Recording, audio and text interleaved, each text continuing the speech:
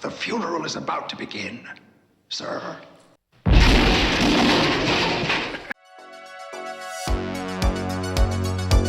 Mask, costumes, makeup.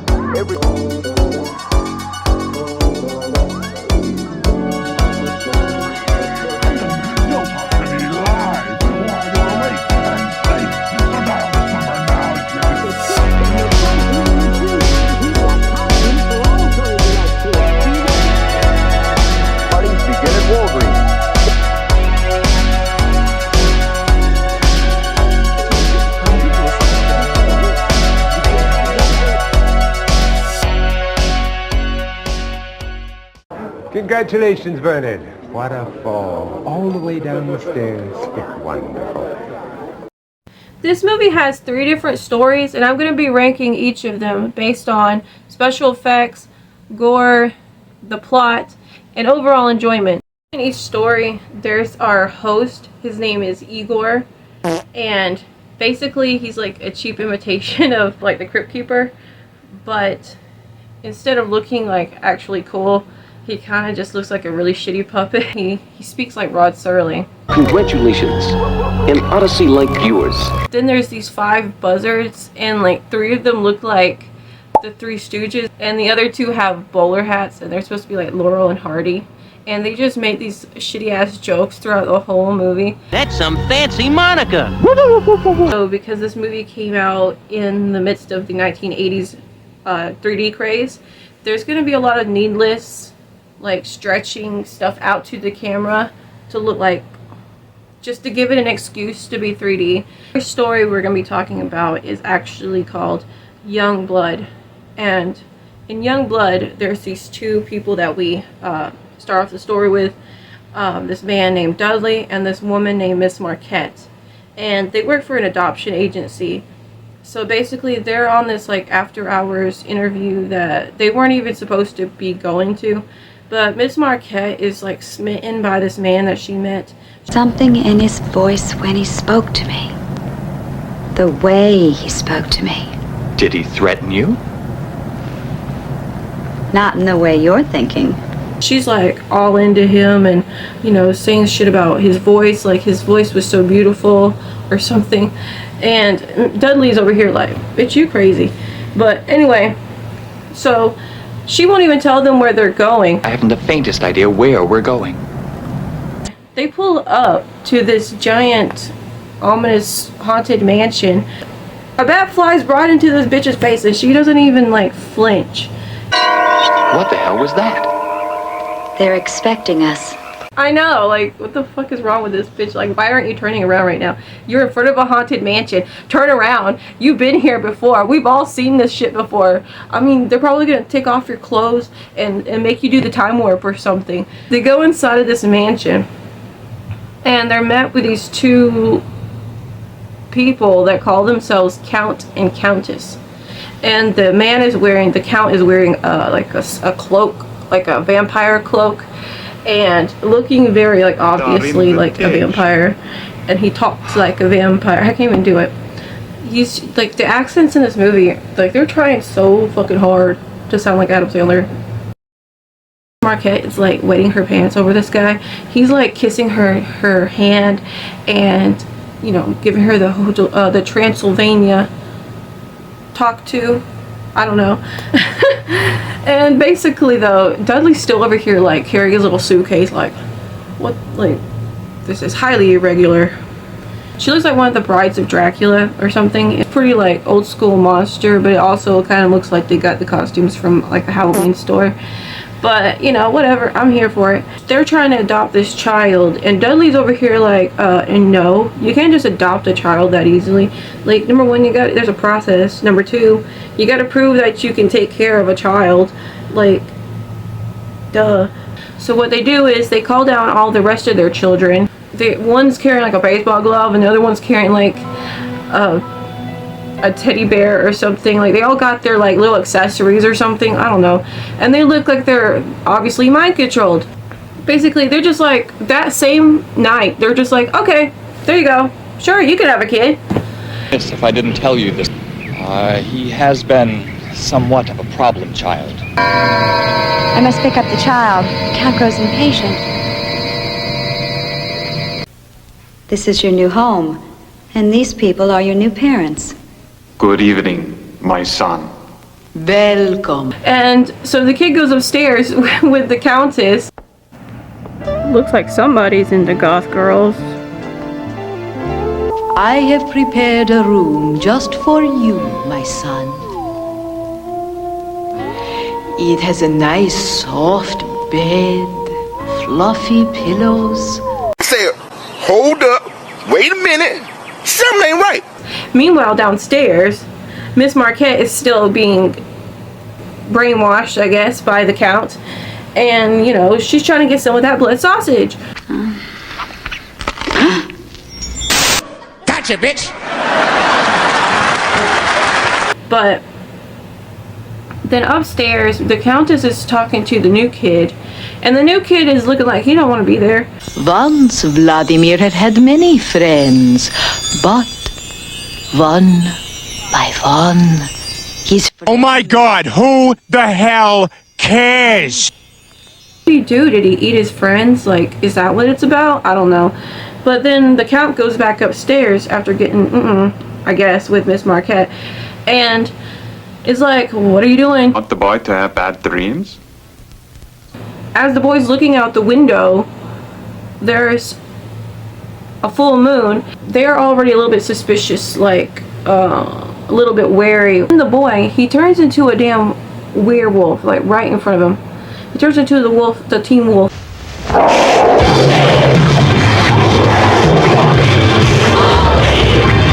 But basically, the next morning, the Dudley comes back, and he's just like, "Hi, son," or something, or the kid's like, "Hi, Dad," and then I'm over here like, "That was your fucking dad."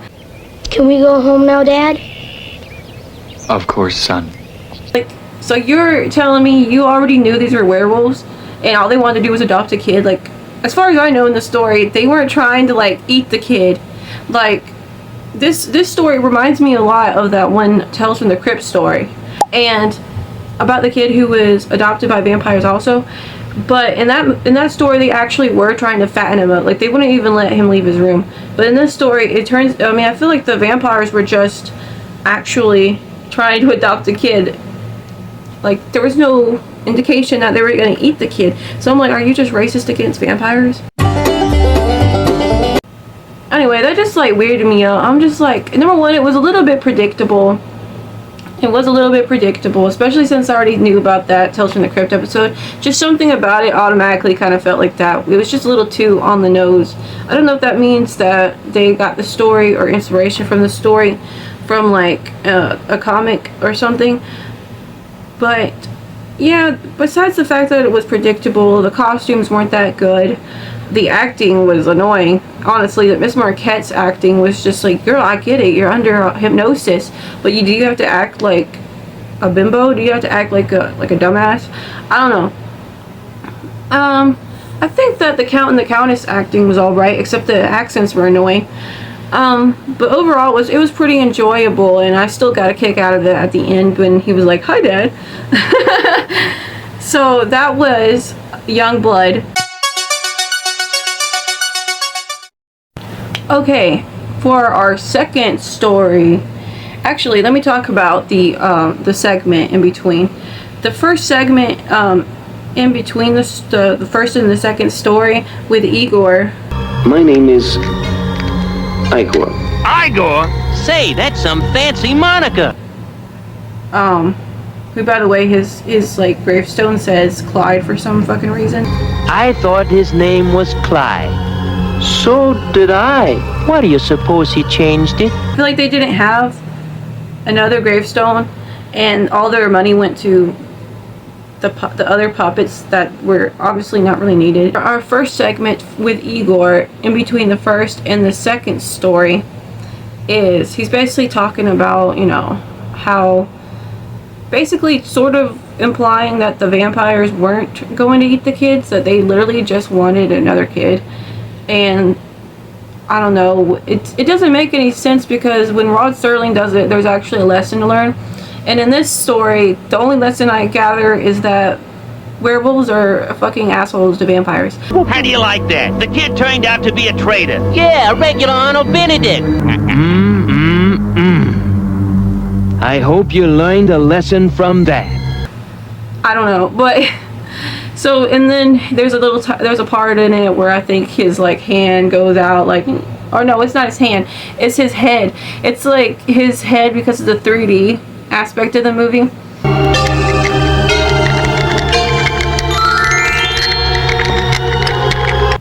Anyway, so that was that 3D sequence. And for our second story I think is called The Keeper. And anyway, it starts off at a funeral for this young lady. The groundskeeper's name is Nigel. Anyway, after he goes home, he walks into his house and there's these two assholes already sitting there. Like, he knows them, but they're sitting there like they're drinking his whiskey. Julian! The two guys' names are Freddie and Charlie, but Charlie starts to go off. You sometimes meet some real interesting characters, huh? Oh my, yes. Beautiful young lady, they tell me. Probably took quite a bit with her, wouldn't you say? Oh, yes, certainly so. Be leaving it behind for those of us who really need it. I could already pick up on everybody could pick up on what he wanted to do. And Nigel kind of shuts him down. It's just like, I don't bother myself, or I don't concern myself with things that other people do. And it was like the nicest way to like shut someone down. Because he's like, he's sort of like Hagrid. He looks like Hagrid, sort of. And that fat guy from Alice, Sweet Alice, if he wasn't a total creep. Because he's got these cats that he likes to talk to. Yes, I know, little friend. I don't know, but he's nice, so he's not like that guy. But they're gonna go rob this grave to get the jewelry. And it doesn't take very long at all, because Freddie doesn't really think for himself. He's like the Karen of the group, you know, like Mean Girls. Hi, this is Karen Smith. It's 68 degrees, and there's a 30% chance that it's already raining. Meanwhile, Charlie's not doing shit. Like, Charlie's just leaning back on a headstone while Freddie is like shoveling all the dirt for him. And then the moment he hits the casket and gets it open, Charlie hops in there and starts taking all the jewelry and stuff. And then there's this big like diamond ring or something, and he's trying to take it off of her finger, but he can't. So he like asks for a knife, and Freddie's just like, I guess he'll give you a knife now, because he don't think for himself. And so he takes the knife and he literally cuts off this bitch's finger. Brother, Anyway, so they go back to the inn, and they're all dirty and stuff, and I don't know how they think nobody's gonna catch them. Like, people get eyewitnesses all the time. Like, have you seen anyone suspicious?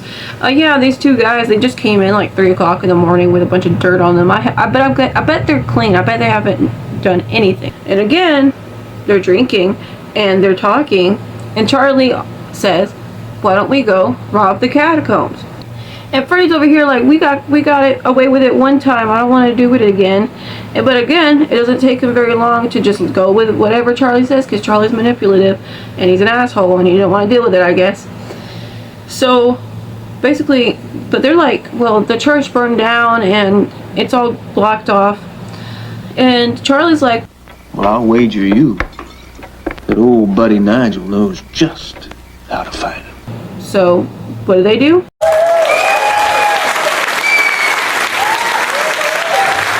Church. And it's like the longest strangle sequence where somebody doesn't actually die. So they just, you can see like all these like, it's like brick wall with like vines going up it, like caskets that are just sort of left out that were like leaning against the wall, half rotted. It's really cool looking, and like their costumes for the period of time that they're supposed to be in kind of helps sell it. So I feel like this sequence is like the most like believable as far as like the costumes go. Not the most believable, but as far as like they're going back in time to tell the story, it's actually not bad. Like the costumes are not bad.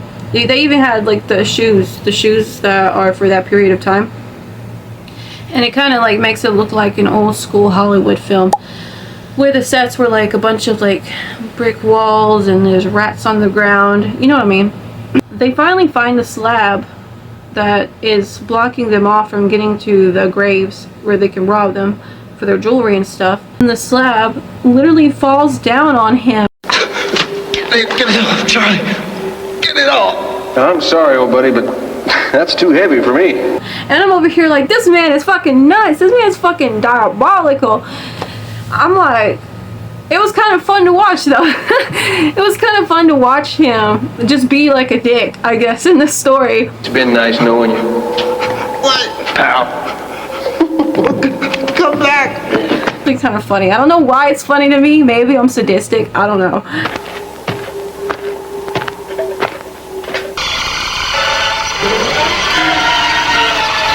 Look at the rats.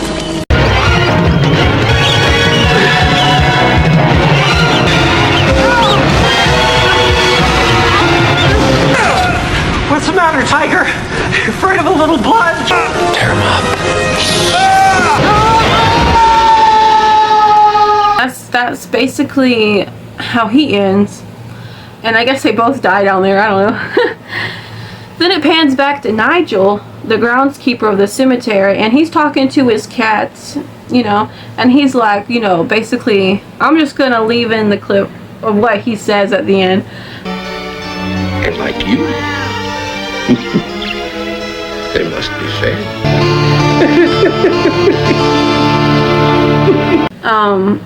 And I'm like, damn, is it really that funny? Like, I thought you were the good guy. I thought you were like the sweet Santa Claus, Hagrid dude. Anyway, so that's how that story ends. And I'm saying, as far as costumes go, I think it was a lot better than the first one. I think that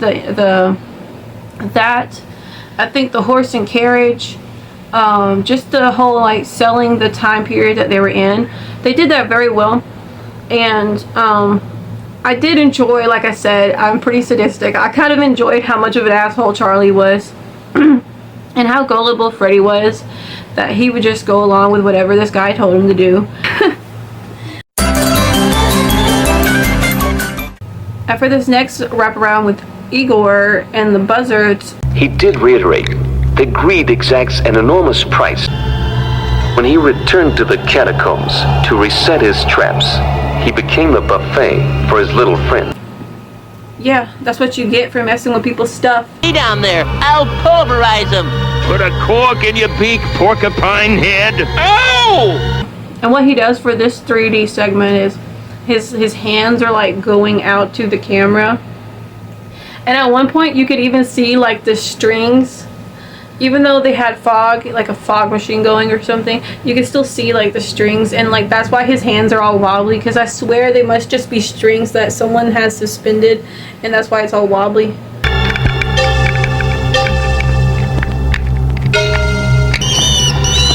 Forget it, Marvin. Sorry, Marvin. They didn't buy it. But anyway, so that was that 3D sequence. Not that great. And for this next story, the third story is my favorite story out of this entire movie. So this one's called Sugar Plums. And this one is about these two 1980s kids. I just really like watching stuff that it's very like obviously in the 80s. Like it almost looks like it could be like from a home video. You know, the technology wasn't like it is now. So like for me, I kind of crave that personally.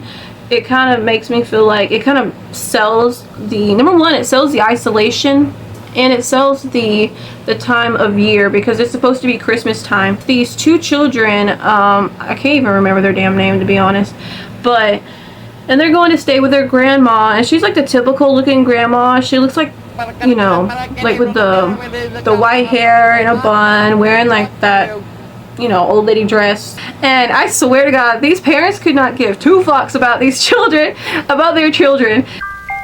You gotta get in the Christmas spirit, or I'm gonna fuck your butt. Stop it, it's Christmas!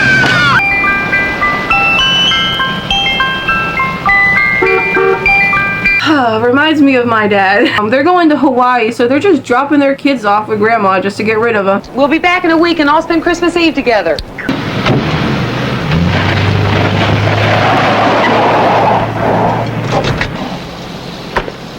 just there like with grandma, like, yeah, they don't want us either. They're having a good time. They're playing with their toys and being like typical siblings, hitting on each other because, you know, one's a boy, one's a girl.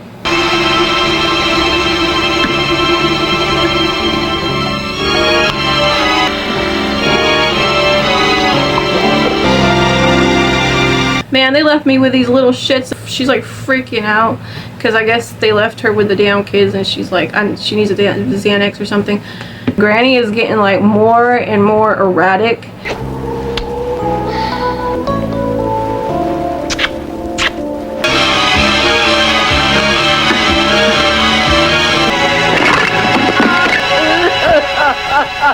Like, you can just tell like she's not acting right. And it starts off sort of slow, but it really works. Like, for instance, oatmeal, Grandpa. Oh.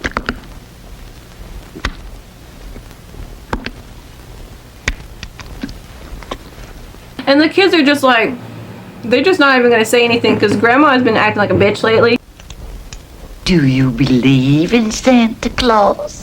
Because the little girl's like, is Santa gonna come and bring me presents? And she's like, you know, basically being like an asshole to this little girl, like, why would you want presents? And she's like, no, I just thought that it'd be kind of cool if you did. Toys for Christmas? What?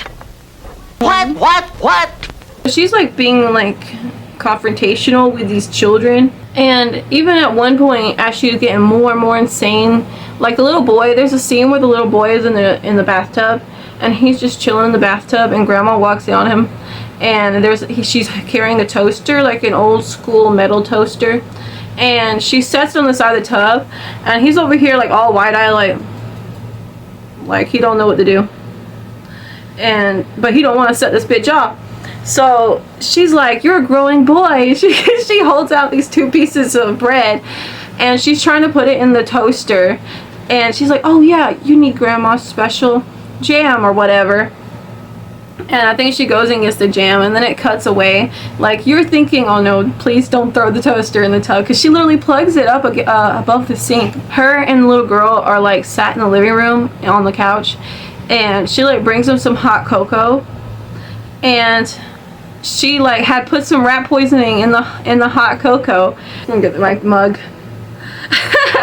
But the cups look exactly the same, which is supposed to tip you off. And so she switches it up, but she accidentally gives herself that one. And then she asks the little girl, like, you know, how's school been lately? What have y'all been learning? And the little girl just starts going on and on and on and on and on in like this hilarious way, just like, it's like, well, we're learning about math, we're learning about history, we're doing this and that, but it's kind of annoying when my teacher does this. And one time at band camp, and meanwhile, Grandma is over here drinking her cocoa, and she thinks that little girl has the other one. She starts wiling out, and because she has an electric wheelchair, she starts like running into shit, running into walls and shit, and she's like, are you okay? Eventually she's just like, are you okay? And Grandma's like, I'm fine. And she goes and she wheelchairs off into the hallway. It's supposed to be like the night before Christmas or something, I think, and they're like, the 2 little kids are sleeping in their guest bedrooms in their beds, and Grandma goes in there to tell them the story of the night before Christmas, of course. Their guts in a bucket and intestines on my lap. I had just tucked them in for a long winter's nap. Here, with the little old driver so lively and quick, I caved it in with a brick. More rapid than rodents his agony came. He bellowed and shrieked and screamed in great pain. It was literally a threat to these children. They're just going to go to sleep and they hope that Santa Claus is going to come and give them presents, and that soon their mom and dad will be home, hopefully. And at one point the boy gets like, he needs to go use the bathroom. But his sister won't get up with him, and there's one point where he's just like, you bitch. And as he goes to the bathroom, his granny shows up, and like literally he turns around and she's got a gun pointed at him. And here's the part that's kind of funny, because Grandma's got a fucking bow on her head and she's wheeling around in her electric wheelchair trying to shoot up this place and shoot up these kids. And then they hear the car pull up, and it's their mom and dad, and they're kind of happy about it. They're like, yeah, we're safe. And so they start banging on the window, and they're like screaming their little heads off, and they're in the car and they're like discussing whether they're gonna go back for their children's Christmas presents. And the dad's just like, nah. He's like, he didn't want to go do it, but then the mom was like, I'm gonna go do it, and you can stay here with the kids. And then he's like, no, I'll go. And then she's like, no, I'll go with you. And then they literally start backing up as their children are like screaming for them. And it's just so fucking annoying. Like, you really hate these parents in this movie. Meanwhile, Granny's still trying to kill him. She's over here looking for bullets. Eventually, though, Granny finds another weapon. Time for haircuts. Anyway, and next thing you know, the fucking thing turns off, and she turns around, and it's fucking Santa Claus, and some more Christmas, like 80s Christmas music just starts playing. And then what Santa Claus does, he's like, you've been naughty, basically, and he does a little thing with his nose and sucks the grandma towards the chimney, and then the grandma gets launched up out of the chimney, and the mom is just like, hey, look, a falling star. So that was basically Sugar Plums. It's a really crazy, surreal story. Like, it's really fun and kooky, but also unsettling. Like, the comedy kind of offsets the unsettling part. But I just highly recommend that if you can find clips of this movie. It's really hard to find, but if you can, I think I'm gonna like replace this as like my my little special, horror special. I'll still watch Anne Through the House from, you know, Tales from the Crypt, but I think this would be like a good addition. That's why I wish this movie was easier to find. Yeah. And also, when this story starts, you would think that this title of the story would be the name of the movie, because it's almost as if like whoever was editing it edited the intro into like 2/3 of the movie instead of putting it at the beginning, because when the movie actually begins, there's no intro, it's just the skeleton coming out of the casket. So that's really weird.